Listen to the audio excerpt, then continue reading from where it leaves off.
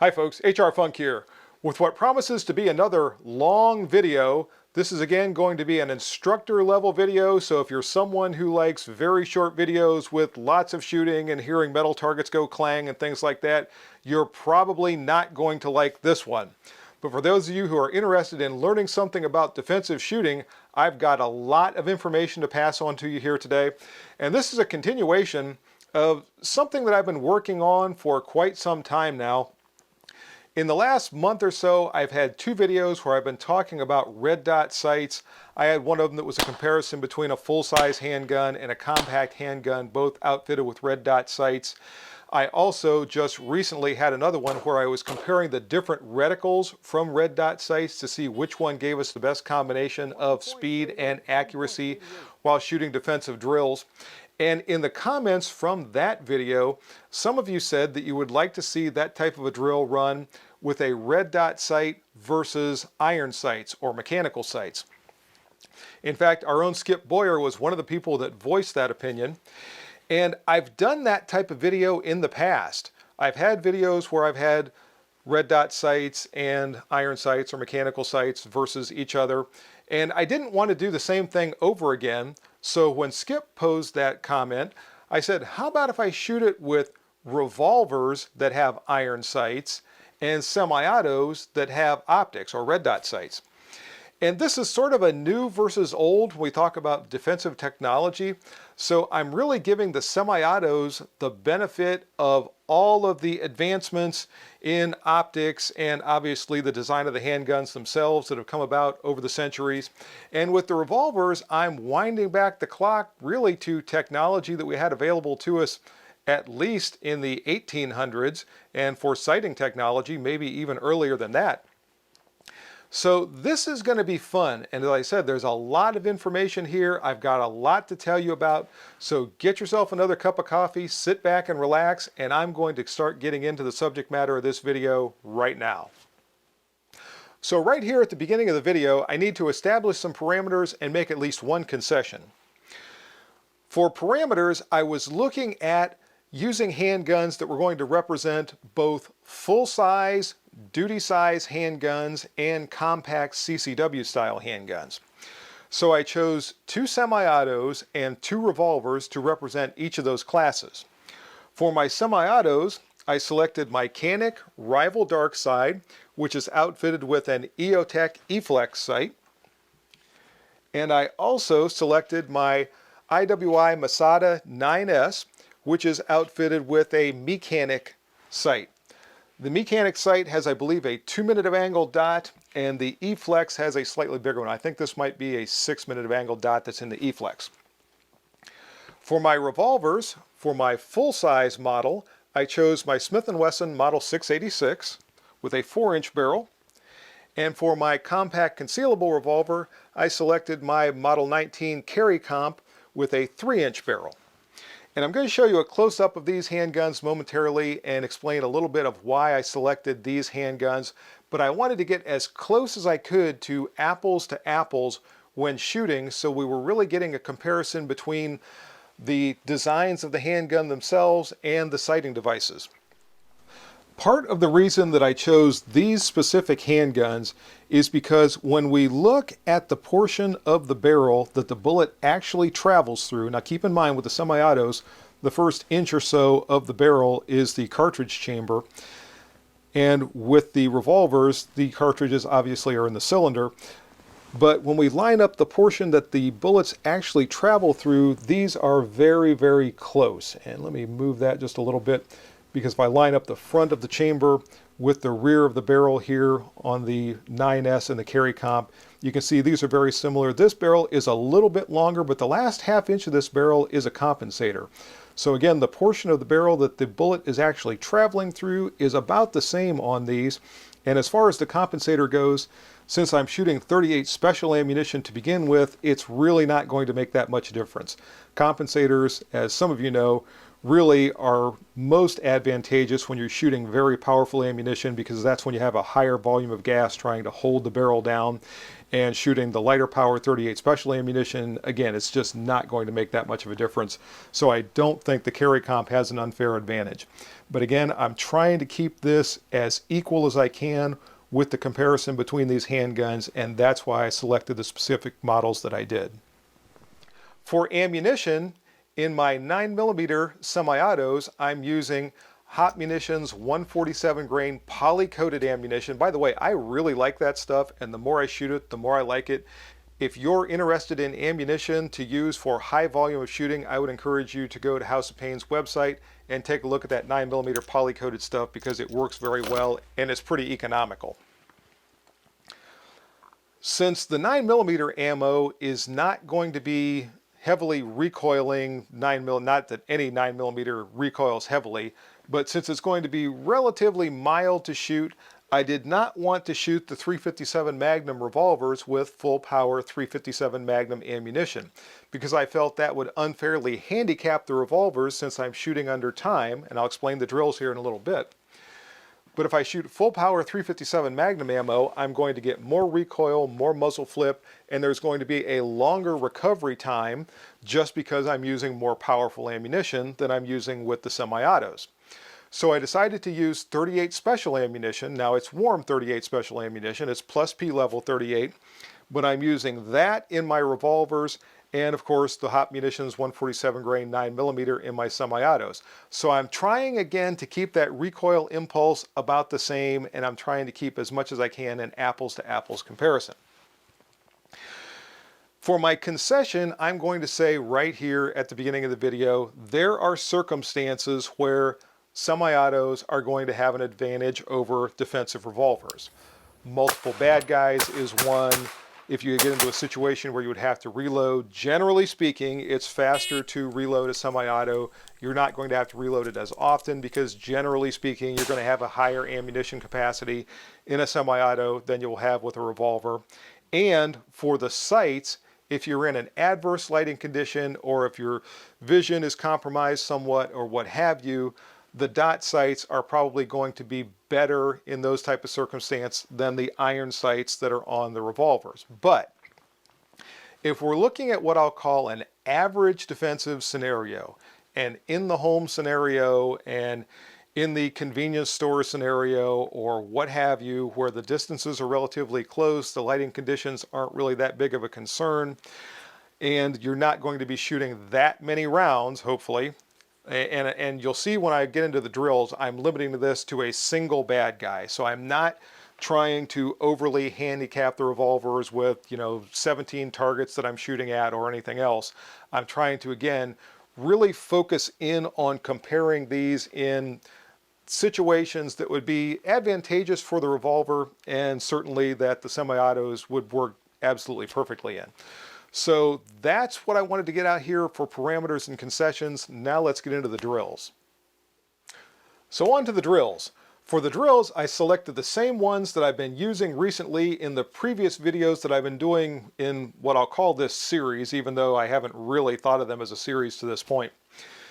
But I'm using 4 drills that are conducted from a distance of 7 yards. So again, I'm using that across the room, across the convenience store, the ubiquitous average handgun defensive distance of 7 yards for 4 of the 5 drills that I'm using.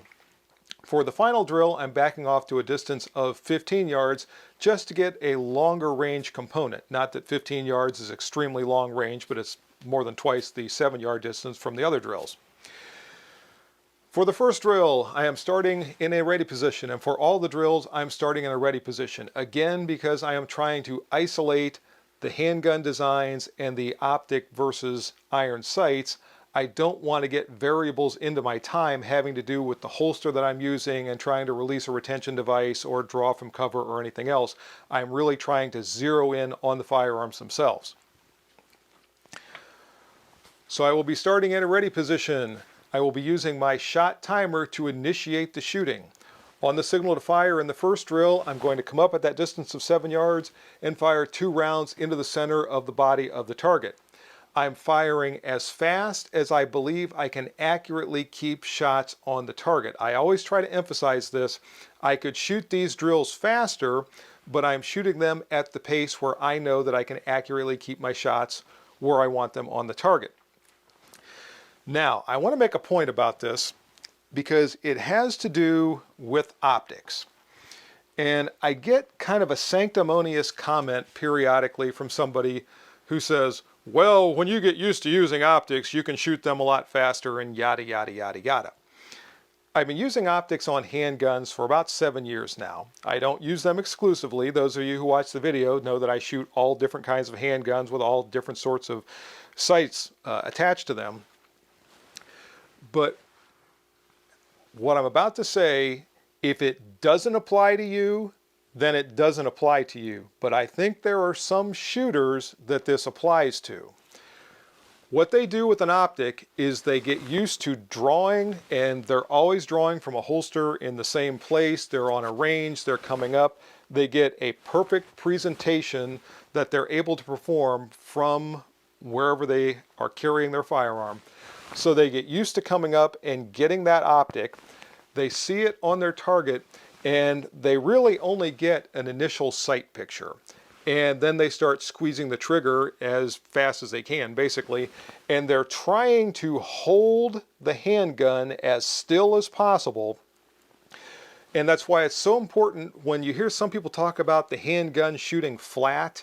And we've even seen some attachments and some design features on handguns recently where you can try to use your forward thumb to apply pressure downward on the handgun to keep the muzzle from rising.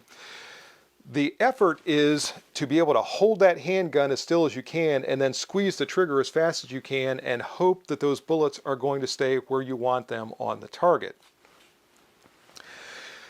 When someone is shooting like that in a match, that's probably a reasonably good thing to do. If you can get to where you can do that effectively and you can hold those shots on target, that's probably going to significantly cut down your times. Also, when you're shooting on a target in a match or on a paper target or even on a steel target for that matter, generally speaking, at handgun distances, the shooter can see where those shots are hitting and they can make minute adjustments while they're shooting since they're looking at the target. If they hit a little bit high, they can lower their point of aim just a little bit and continue firing and, as I said, more or less make adjustments on the fly. In a match, that type of shooting, like I said, probably makes a lot of sense. However, when we're talking about defensive use of firearms, that really equates to spraying and praying. I've said this before, if you have a miss in a match, yeah, that's bad. You know, it could cost you the match, it could cost you some points. Maybe instead of first place, you get third place, or maybe you don't place at all. In a defensive situation, if you have a miss, well, first off, just shooting that way, getting an initial sight picture and then cranking on the trigger in a defensive setting, in my estimation, is reckless. It's probably potentially civilly negligent and maybe even criminally liable if you miss and you hit an unintended person. So spray and pray in a defensive setting at your own peril. Again, if this doesn't apply to you, then it doesn't apply to you. But I suspect there are some shooters out there that that very definitely applies to. Anyway, back to my drills. So the first drill is going to be controlled pairs at a distance of 7 yards. I'll shoot 3 controlled pairs with each handgun, and I'm not going to be shooting them in the order that you're going to see them, or I didn't shoot them in the order you're going to see them. What I did, again, to try to maximize the advantage for each handgun is I shot that handgun all the way all through 5 drills. Then I went to the next handgun and shot it all the way through all 5 drills, and so forth and so on. So you're not going to see them that way, but that's the way I actually shot them. So controlled pairs from 7 yards to begin with. Each of those is going to be timed, and I will let you know what the times were when I finish shooting each one of those. Next, still from that distance of 7 yards, is going to be failure drills. 2 shots to the body, 1 shot to the head in rapid succession. From that distance of 7 yards, again with each handgun. For the third drill, I'm going to be shooting one hand only. So first off is going to be right hand only. at the target, 3 shots. And for the 4th drill, it will be left hand only at the target for 3 shots. The final drill, as I said, is going to be conducted at a distance of 15 yards. And from that distance of 15 yards, I'm going to fire 5 shots into the body of the target as fast as I can accurately place my shots. Now, let's talk about the target because I'm going to have to tell you some things about it. So if you saw the last video I did where I was comparing the different reticles for defensive use, I'm using the same target again and basically the same scoring system. When I shoot through the drills, any shots that are fired to the body, if the shot strikes the heart, it is worth 3 points. If it is outside the heart but inside of this area, that is essentially the lungs and the center chest area, it is worth 2 points. Anything on the body but outside of this area is worth 1 point, and anything completely off the target is worth 0 points. Any shot that breaks the line gets the next higher scoring value. Shots that are fired to the head, if they strike inside of this target, they get 3 points. If they strike outside of the target but in this figure 8 area, they're worth 2 points. Anything on the head outside of the figure 8 area is worth 1 point. And again, anything that completely misses the head is worth 0 points. So very simple scoring for this.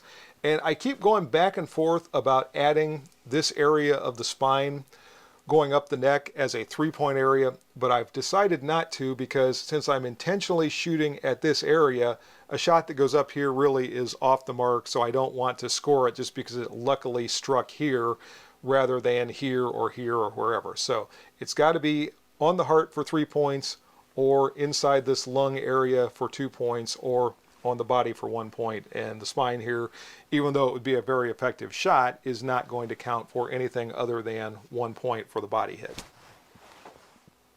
Now when I calculate the final score for each handgun on each stage, what I will do is take the score from the target and then I will subtract the overall elapsed time for that handgun on that stage.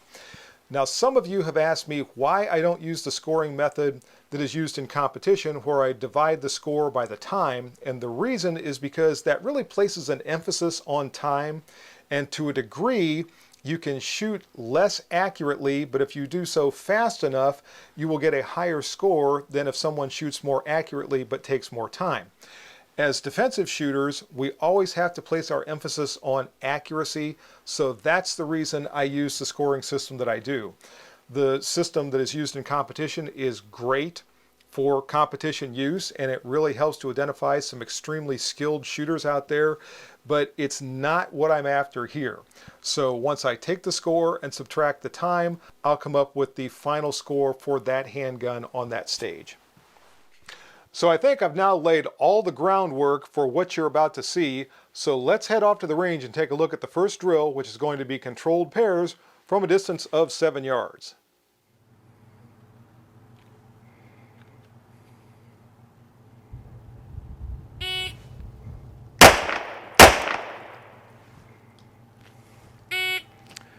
.23, 2.23.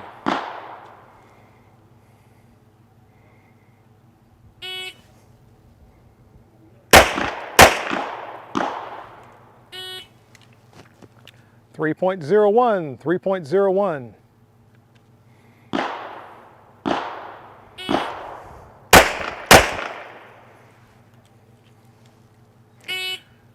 1.77, 1.77.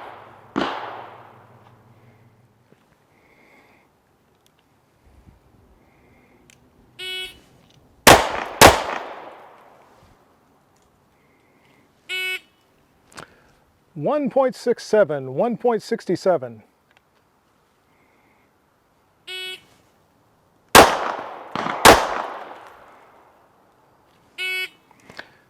2.62, 2.62.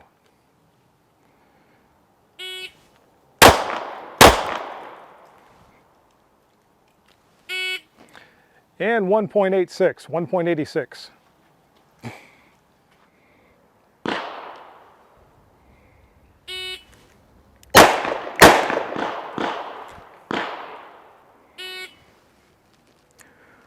1.98, 1.98.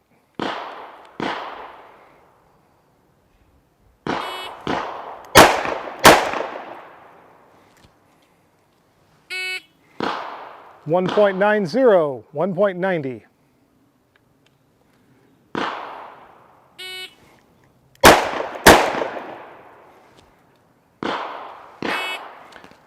1.92, 1.92.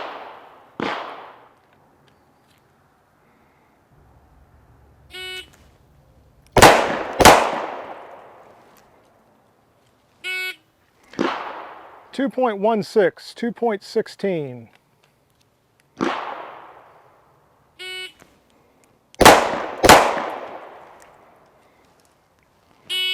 2.14, 2.14.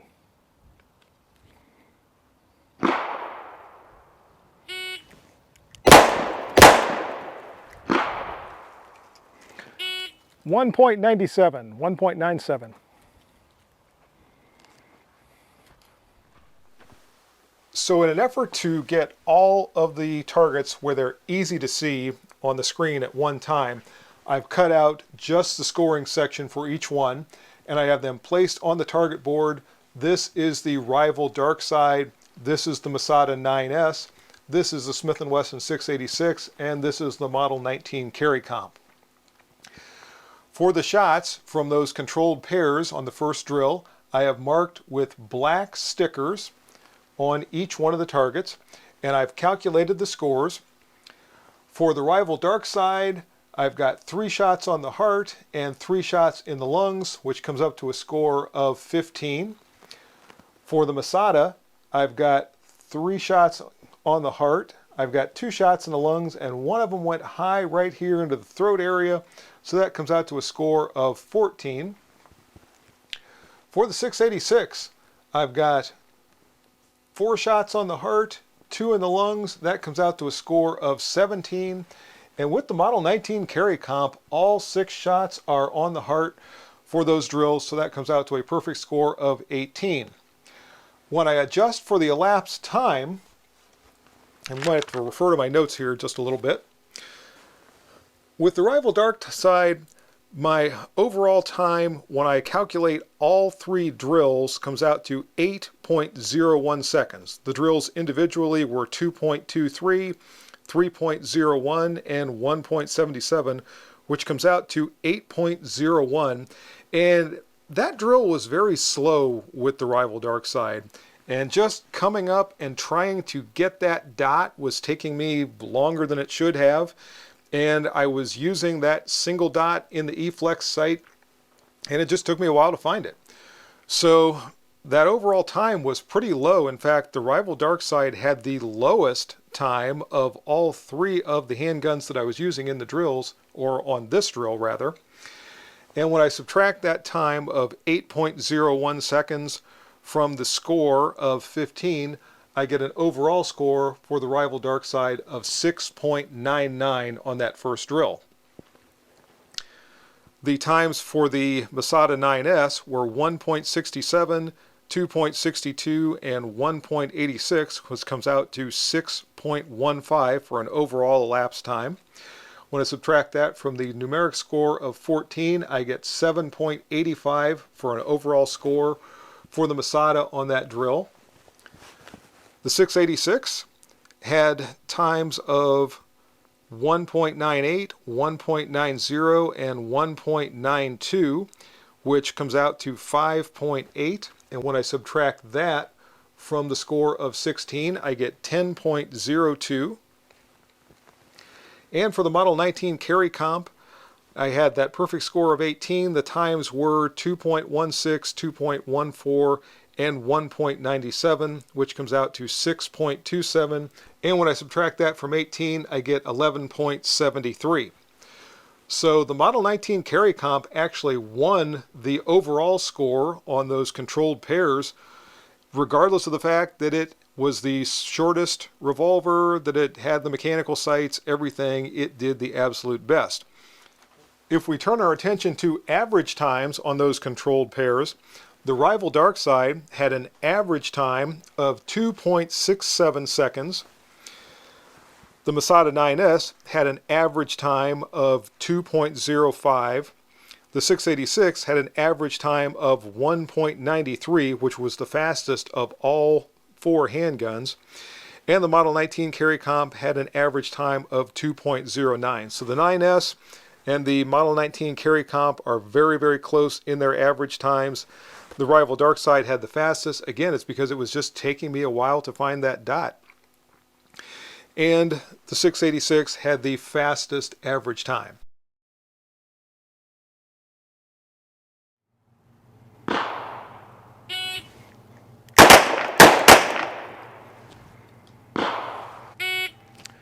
Now let's head back out to the range and we'll take a look at the failure drills and see how they went.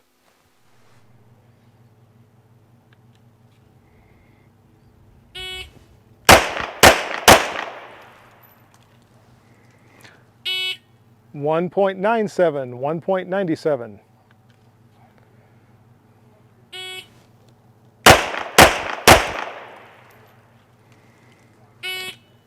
.39, 2.39.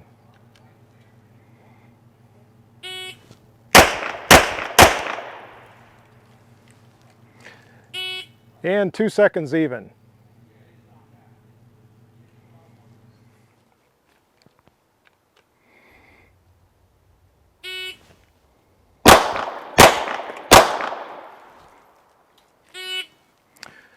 .93, 2.93.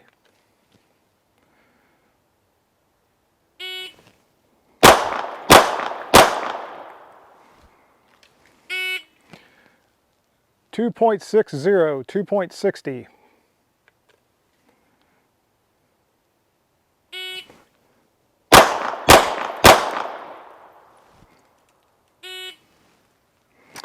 And 2.57, 2.57.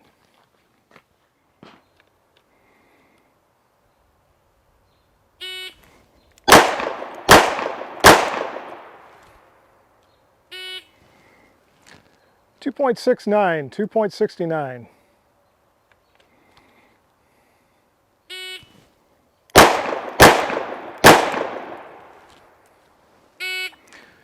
.80, 2.80.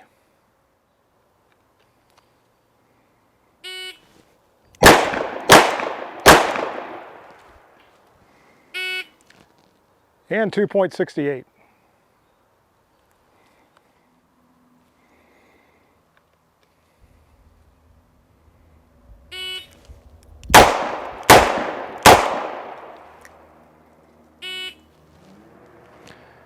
.78, 2.78.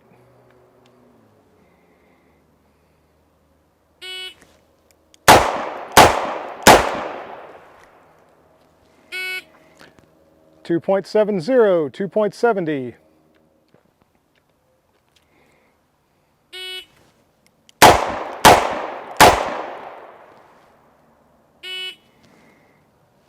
And 2.72. And here are the results of those failure drills. For the shot holes from the failure drills, I marked them with the red stickers. For the rival Darkside, that time I was on with the rival Darkside.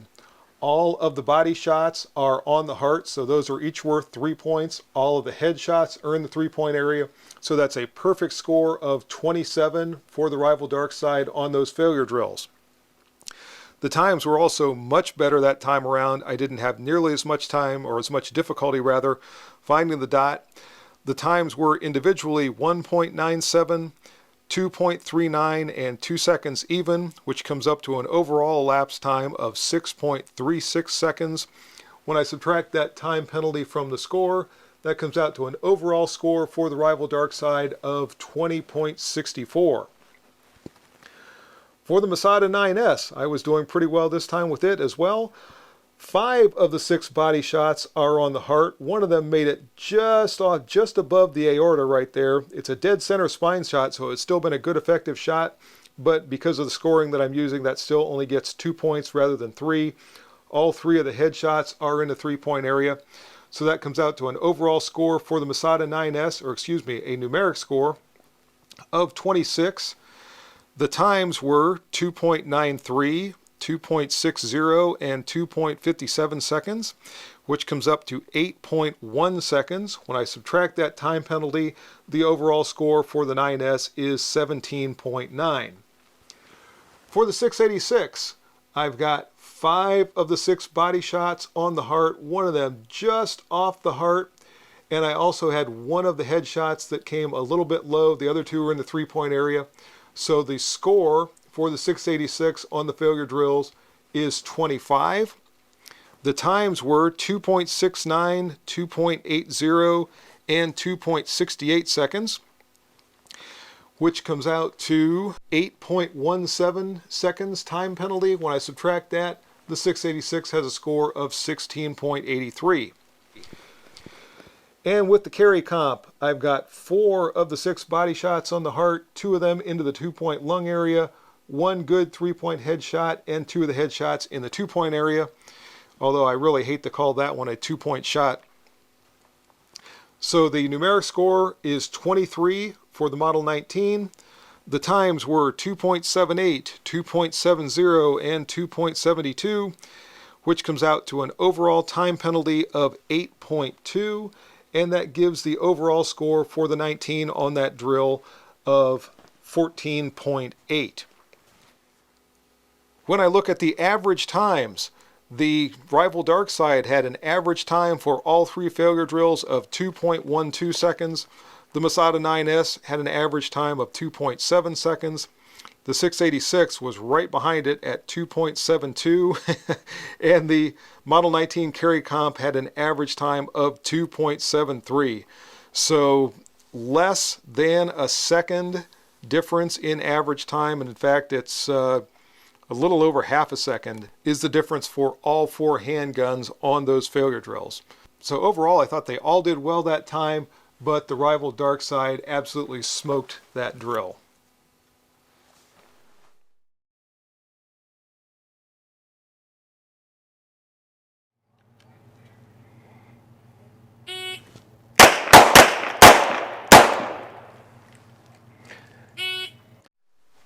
Now let's head back out to the range and we'll see the final drills from 7 yards. This is going to be the one-hand only shooting, starting with my dominant hand and then switching to my non-dominant hand.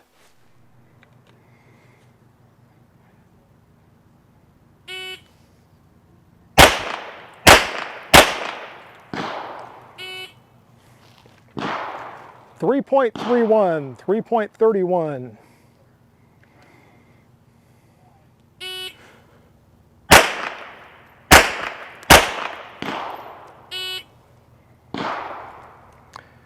3.54, 3.54.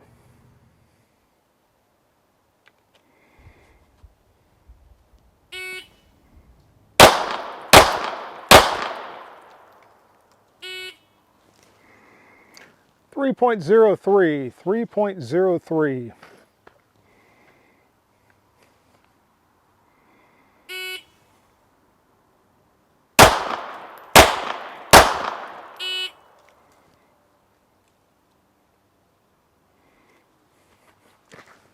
4.28, 4.28.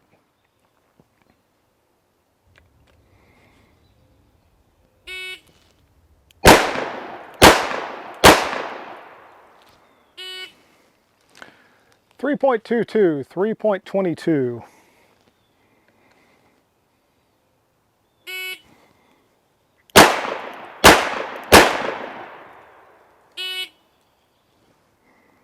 3.31, 3.31.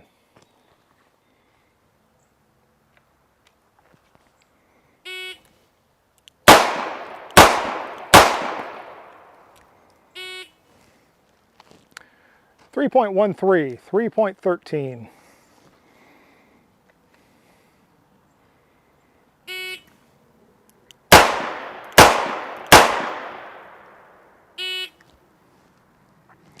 3.29, 3.29. For the one-hand only drills, I marked the shots with my dominant hand with the green stickers, and the shots from my non-dominant hand I marked with the yellow stickers. The rival Darkside that time around, for the dominant hand only drill, had 3 shots on the heart. The time was pretty good. It was 3.31 seconds to deliver those 3 shots. So that time the rival dark side had a very good run with the dominant hand only. Masada 9S had 3 shots that were just off the heart. So that came out to a numeric score of 6. The time for those 3 shots was 3.03. When I subtract that, I get an overall score of 2.97. For the 686, I've got 2 shots on the heart, one of them just off the heart, so that it was a numeric score of 8. And I subtracted the time penalty of 3.22 seconds that time around for an overall score of 4.78. For the 19 carry comp, I had 1 shot on the heart, 2 shots in the lung for a numeric score of 7. And when I subtracted the time penalty that time around of 3.13 seconds, that came out to an overall time, or an overall score rather, of 3.87. So the standings for the right hand only were the rival dark side, followed by the 686, followed by the 19 carry comp, and last was the Masada 9S. For my non-dominant hand only, the rival dark side had 2 good heart shots and one of them that made it all the way off of the lung over here, so this was only a 1-point shot. So that came out to a score of 7 for the rival dark side. When I subtracted the time penalty that time, which was 3.54, it has an overall score of 3.46. For the 9S, this was a rough drill for the 9S, and I just had a hard time finding that dot with my non-dominant hand and trying to get shots on target. So I had 1 good heart shot, one of them that went off to the right here into the 1-point area, and there was one that's not visible on here. It was down in the hip area, so that was another 1-point shot. So the score for the 9S this time around was 5, and the time was also very long. The time was 4.28 seconds for those 3 shots. When I subtract that from the score of 5, I get a score overall for the Masada 9S on that run of 0.72. So that's the lowest score of the day of any of the drills and any of the handguns. For the 686, I've got 2 good heart shots, and this one just clipped the heart, so that's worth 3. So it had a perfect score of 9. I fired those in 3.31 seconds. When I subtract that time penalty, I have a score of 5.69 for the 686, which is the highest of all of these on this drill. It actually tied the score that I got with the rival dark side with my dominant hand. So very good for my non-dominant hand in the 686 on that drill. For the carry comp, I have 1 good heart shot, and I'm really hating calling this a 1-point shot, but it's above the 2-point line. So that's worth 1 point, and a 2-point lung shot, which comes out to a score of 7. When I subtract the time penalty of 3.29, I get an overall score for the carry comp that time around of 3.71. So the standings that time are: number 1 is the 686, number 2 is the Model 19 carry comp, number 3 is the rival dark side, and number 4 is the 9S for the non-dominant hand only.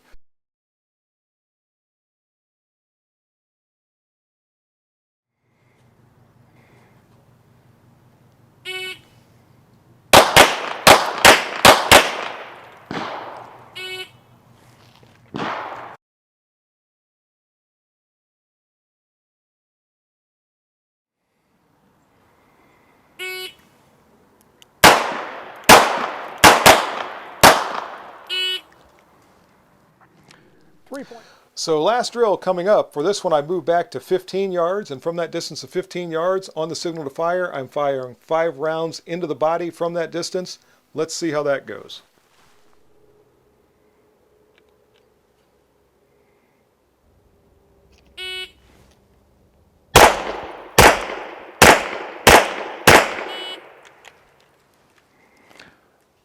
.74, 4.74.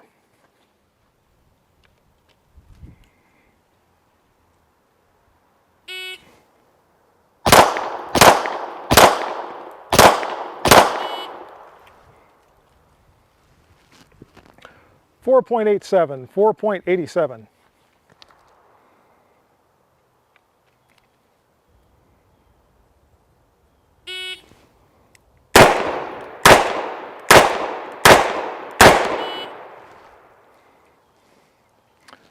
4.78, 4.78.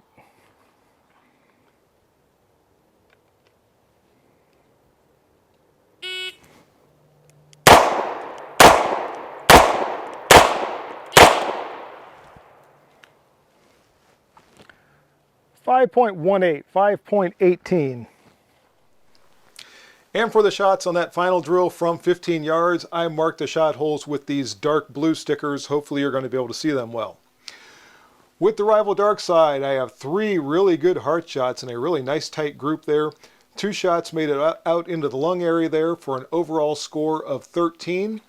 The time for those 5 shots was 4.74 seconds. When I subtract that time penalty, the overall score for the Rival Dark Side is 8.26 on that drill. For the 9S, I've got 2 heart shots and I've got 3 shots in the lung. This one just broke the line, so that gets 2 points. That came out to a score of 12. The time for that was 4.87 seconds. When I subtract the time penalty, the 9S has an overall score on that drill of 7.13. For the 686, I was just a little off that time with the 686. I pulled these 3 shots a little bit low. Everything is slightly off to the left. And the score overall on that is 10. The time penalty was 4.78. When I subtract that, the 686 has a score of 5.22. And down here, the 19 carry comp that time has 4 out of 5 shots on the heart. 1 shot just made it off into the lung, so that gets a score of 14. The time was 5.18, so it has an overall score of 8.82. That gives it the highest score of any of the 4 handguns on that drill. Time-wise, the fastest time was the Rival Dark Side. The slowest time was the 19 carry comp, but the difference is under half a second for all 4 handguns. So now I'm going to add up the individual scores from each of the drills, and we'll find out which of these handguns was the overall winner in this exercise.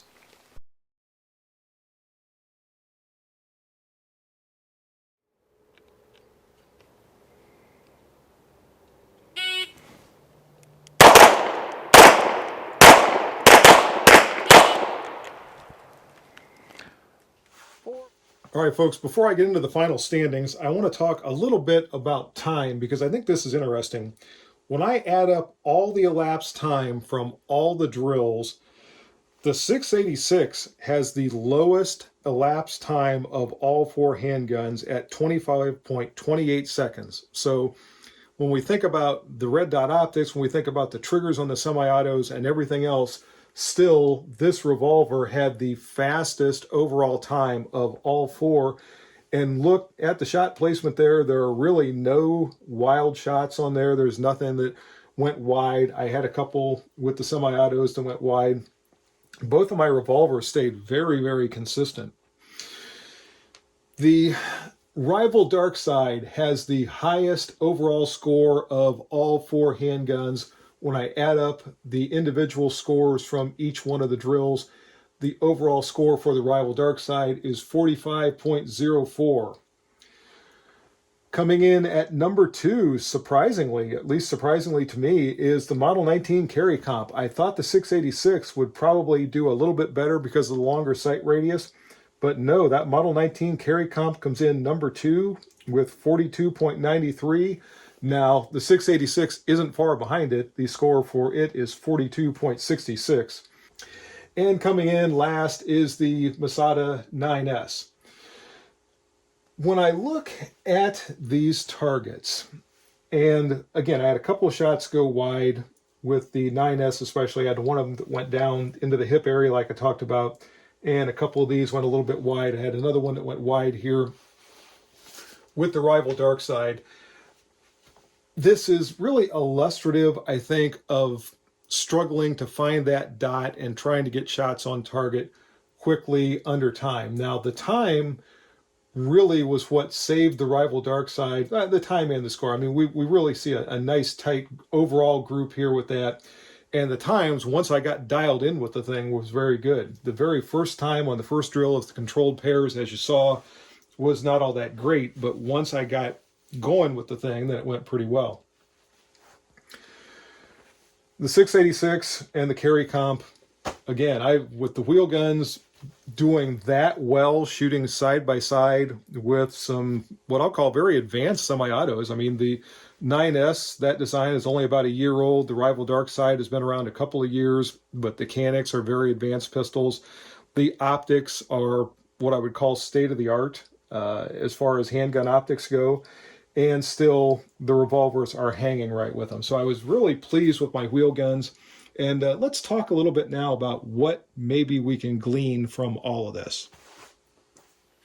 So I think the first thing that I will say in conclusion is a reiteration of something that I said earlier in the video, and that is that there are certainly circumstances where the semi-auto is going to have an advantage over the 5 or 6 shot wheel gun, especially if we're talking about multiple adversaries or a prolonged situation where it just requires more than 5 or 6 shots.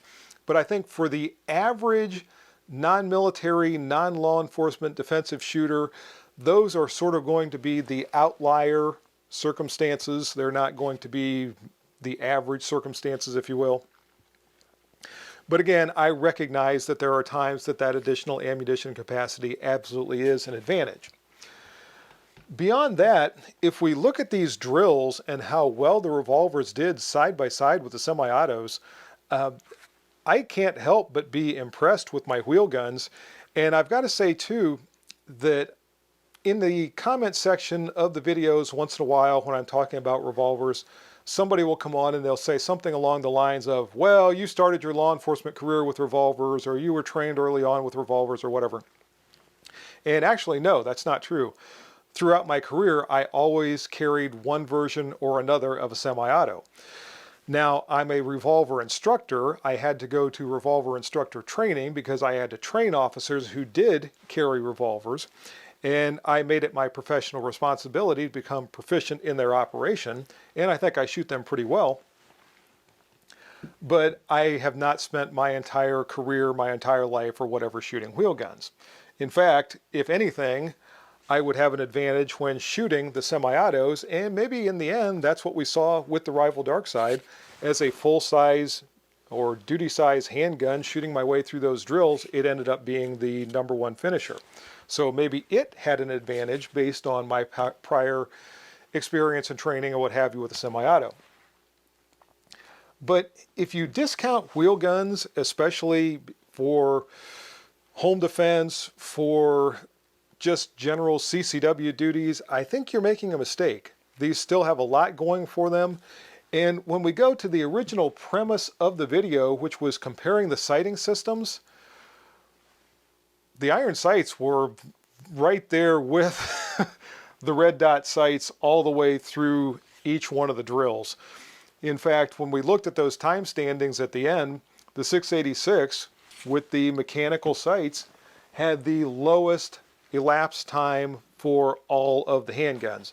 So iron sights are still very, very fast. I've said in the past that if I still had my younger vision, I would not be considering handgun optics at all, but they do give me an advantage these days because I don't have to worry about having some sort of corrective lenses when I'm shooting. I can use my dots and still be able to see them and put accurate shots on target, just like I used to be able to always do with the iron sights. With my corrective lenses, as you saw in the videos, I can still put accurate shots on target with my wheel guns. So, so much is made about optics and to be able to put fast, accurate shots on target. That's the way you need to go and everything else. And I just don't think I buy into that. As it always comes down to, it's the individual shooter and that shooter's level of training with whatever handgun they have selected and whatever sighting system they've selected. In any case, that's going to do it for the video today. I hope you enjoyed it. If you have any questions or comments, as always, make sure you forward those to me. See you next time. And until then, whether you're shooting a semi-auto or a wheelie, good shooting.